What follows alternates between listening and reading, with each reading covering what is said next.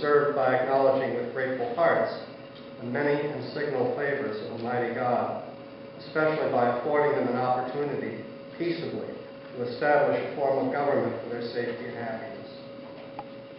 Now, therefore, I do recommend and assign Thursday, the 26th day of November next, to be devoted by the people of these states to the service of that great and glorious being who is the beneficent author of all the good that was, that is, or that will be, that we may then all unite in rendering unto him our sincere and humble thanks for his kind care and protection of the people of this country previous to their becoming a nation, for the signal and manifold mercies and the favor, able impositions of his providence in the course and conclusion of the late war, for the great degree of tranquility, union, and plenty which we have since enjoyed, for the peaceable and rational manner in which we have been able to establish constitutions of government for our safety and happiness, and particularly the national one now lately instituted, for the civil and religious liberty with which we are blessed,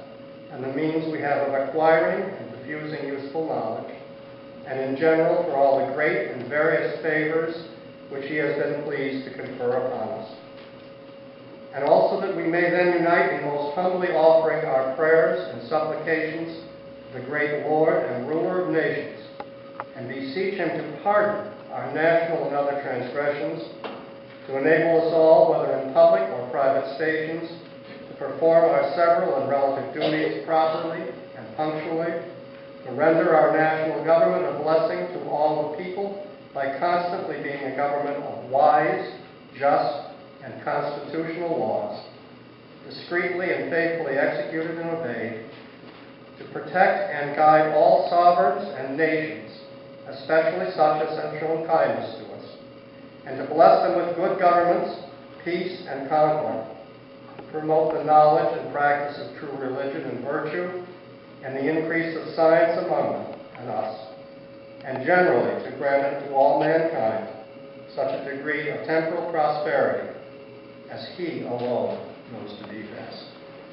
So I'm going to teach you the chant first, the first part, and then I'll sing it to you in Cherokee, okay? And some people say that the chant sounds very much like Hebrew.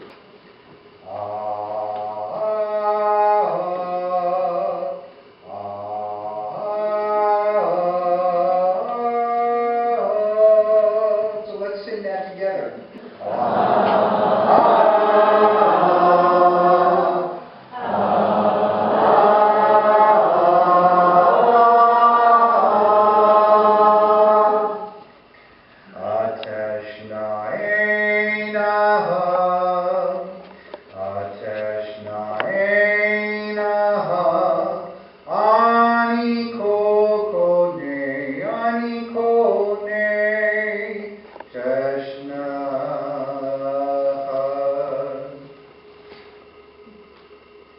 Thank you, Great Spirit.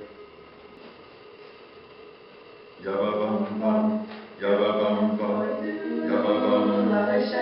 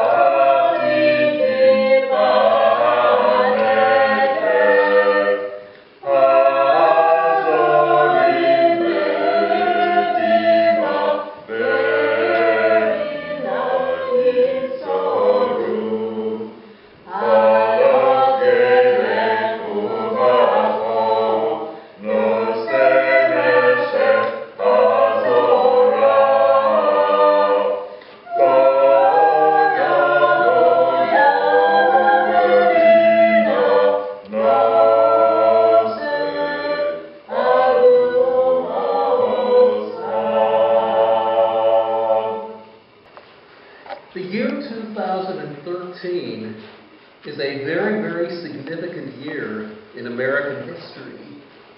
It's a significant year because we are marking two very important 50th anniversaries this year. The first is a 50th anniversary of celebration and triumph in our country.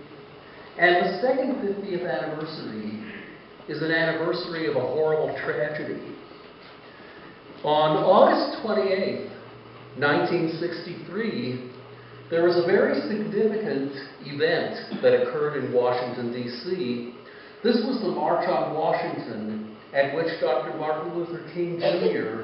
gave his very iconic and famous "I Have a Dream" speech. I remember that day vividly because it was summer and I was home with my family from school, and my aunt's very close friend, an African-American woman she met volunteering for the USO during World War II, Rosie McDonald, was over our house that day, and we were watching the television and watching what we could, because you didn't have a full live coverage of the march. You had news reports and events on the news. And I remember my grandmother, who didn't speak a word of English, saying in Yiddish to us, "I wish we could be there. I wish I could be there. All of us should be there." And she began to talk about something that she had done before leaving Poland. My grandmother immigrated to this country in 1921. It was a little bit less than 3 years after Poland had been reconstituted again as a democratic nation. But she grew up when the village she came from in Poland, like much of those villages, was under the rule of Tsarist Russia, a very, very oppressive regime. And my grandmother told us, "Do you know I marched in Poland? Do you know I marched in Poland with Polish people and Ukrainian people and Russian people who were oppressed together under the Tsar? And I did this against my parents' wishes. There were a number of Jewish children, as well as others, who marched in these marches. And she had to sneak out of the house and go because her parents would have forbidden her to do this, because God forbid, if you were arrested doing such a march, you could be taken and arrested and deported to Siberia and never heard again." It was something that was a revelation. I think I can say that we are doing much, much better than we were doing in the days of my parents and in the days of my grandparents. Because I came of age from teenage into adulthood in a country and in a world in which Christians and Jews were in dialogue, in conversation, in an attempt to understand each other, to treat each other as equals, and to learn more about each other's faiths in the spirit of dialogue. Dialogue recognizing equality in diversity. Dialogue honoring that diversity and that equality. And I celebrate the fact that we've come so far. And are able to meet in each other's houses of worship, talk about things that are important and substantive, learn more about what each other's faiths are about. We've begun much more substantive dialogues with Muslims as well. And 2 years ago, we had an imam speak to us at our congregation on Yom Kippur, and it's a dialogue that many of us still remember. And I still meet those people. I've been many times to the Islamic Center in Springfield. And I think today, when we think about our Islamic brothers and sisters, We see a community, too, that in many people's eyes suffers from prejudice, from prejudgment, from negative prejudgment, and the only way to get past it is to begin to get to know people, to talk to them, to listen to them, to get to know who they are, and to see those similarities and commonalities. I celebrate the fact that today, for the first time in our congregation, we were able to hear a reading in the Polish language from the Christian Scriptures. It was so beautiful. My grandmother was fluent in Polish, and one of the things I'm planning to do in my next few years is to take lessons in learning how to speak Polish. It's a language I feel I need to know, and I only know a few words of. It's wonderful to have that presence of a Polish priest and a Polish Sermon on the Mount. It's wonderful to have a Native American prayer here in our congregation, because the community that is so remembered in not a good way in American history, especially in connection with events preceding Thanksgiving, is the Native American populations. And that's not one community, that's many communities, some of which still exist, some of which no longer exist because they were annihilated in genocides. So how are we doing on freedom of religion? A lot better than we were, and I think we still have a lot more good work to do. So all of us can be partners in that. What about freedom from want? Well, there are more poor people today, there are more hungry people today, there are more needy people today after the recession than there have been in a long, long time. And I know people who attend this service, people who meet together in the Interfaith Clergy Council, are dedicated to doing whatever we can to help the poor and the needy in our community. I'm particularly proud of our congregation and its Warmer Winters program. Every Sunday that we have religious school, there's a group of people from Temple Israel, and I know that this group also includes some people who are not Jewish and come from Christian churches, and they sit here during class and they knit scarves, caps, gloves, all year to be distributed to people who live in our region who need protection from the cold during the winter months. And I'm very proud of the fact that our congregation can play a leading role in the Warmer Winters program. And that all of us are involved in the food pantries, in making contributions in our community. I'd like to now call all of the clergy together, and we're going to do some prayers of thanksgiving together. Each of us will read the leader lines, and each of you will read the responses. They're found on page 3 of our program book. We acknowledge your goodness, O God, and we thank you for your mercy and kindness. We acknowledge the world you have created, and for our planet that teems with life. We thank you for the majestic mountains, the deep oceans, and lush green forests. We thank you for the fertile soil that helps the food grow, that nourishes us and sustains us. We thank you for the seasons of the year that allow our earth to provide bounty in abundance, as well as rest and recuperate, so that it can provide bounty again and again. We thank you for the strength of nature to constantly renew itself, so that the cycle of life will endure forever.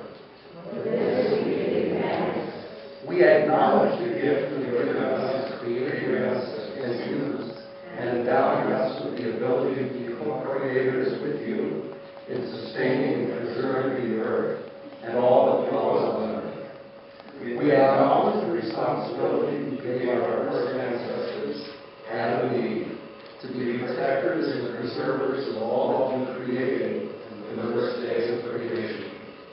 We clarity, you provided us to see our environmental needs, as well as the strength to act with conviction to fulfill the mission you have left us as protectors and preservers of life on earth. We acknowledge the manner in which you created our world, a world that is light and diverse, a world of many colors, many textures, many languages and cultures, many different ways of living, and many spiritual paths that all lead back to our acknowledgement of you as our Creator. We acknowledge the responsibility you give us to protect and preserve our human family in a way that honors the uniqueness and unique gifts and talents of each individual. We acknowledge that by coming together as partners and by bringing all our diverse resources together, we can build a better and more wholesome world, a world free of conflict, free of hate and prejudice, free of forces that hold some people down while others are built up. We acknowledge that by affirming our equality, we create the ultimate affirmation of your presence in our world. And now I'd like to invite Jim Plotkin and Bill Clark to come up. In the back of our congregation, we have 2 baskets, and we're going to collect an offering, which will be determined by the Interfaith Clergy Association as to where the offering will go, what charitable purposes it will be used for.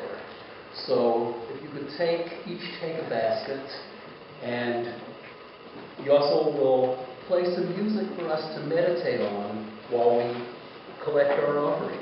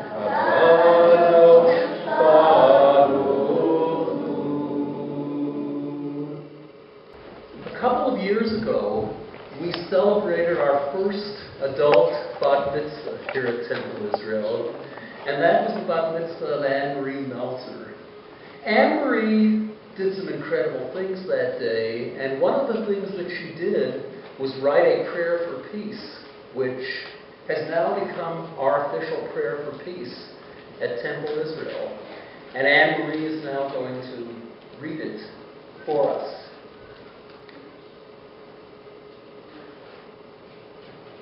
We come here with our spirit as companion.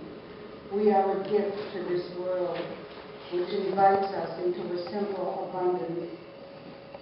In our compulsion to survive, We forget the mystery that accompanied us. We see bad acts committed and raise our fists at those who we see as wrong. We hold our judgments of others so tightly as we look through hooded eyes at the oppressions in the world. Our quest for peace becomes subverted by our anger, and we see only what we call truth. Truth is fluent in many languages, and in the subtlety of its idioms lies the answers we seek. Let us sit with each other. Let us listen to the harmony of many voices speaking at once. Let us look at the promise in the eyes of those who sit opposite us. Let there be a common understanding between us, and let us smile when we know we are seen. When we acknowledge both our needs and the needs of others, we take care of each other. Then a prayer for peace becomes a simple nod. We will conclude our service with two things. A final prayer by Reverend Marilyn Richards. Blessings be you, O great God of the universe and all that is wonderful. May the heart that we felt today, the gratitude for one another and for all our different ways, for the freedoms that we experience as a result of our own kindness, for our recognizing, for understanding that Thanksgiving makes the world a better place and brings us together in harmony and in peace.